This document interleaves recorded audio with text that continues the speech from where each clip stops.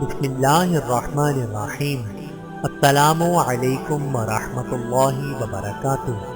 حضرت حارث رضی اللہ تعالی عنہ بن حشام کا قبول اسلام۔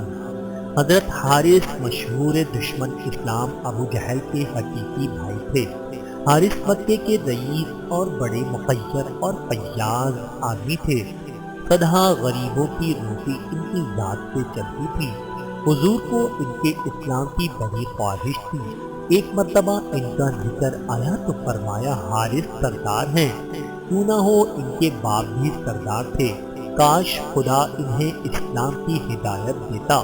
بدر میں ابو جہل کے ساتھ تھے لیکن میدان جنگ سے بھاگ نکلے اور ابو جہل مارا گیا۔ ان کی اس بزدلی پر حضرت حسان بن ثابت نے اشعار میں غیرت دلائی۔ انہوں نے ان اشعار میں سے اس کی توجیہ کی۔ احد میں بھی مشرکین کے ہمراہ تھے۔ فتح مکہ میں دوسرے سرداران قریش کی طرح مشرف با اسلام ہوئے۔ اسلام کے بعد سب سے پہلے غزوہ حنین میں شریک ہوئے۔ حضور صلی اللہ علیہ وآلہ وسلم نے اس کے مال غنیمت میں سے 100 اونٹ مرمت فرمائے۔ حضرت حارث رضی اللہ تعالی عنہ پر اللہ رب العزت کی کروڑوں رحمتیں نازل ہوں، آمین ثم آمین۔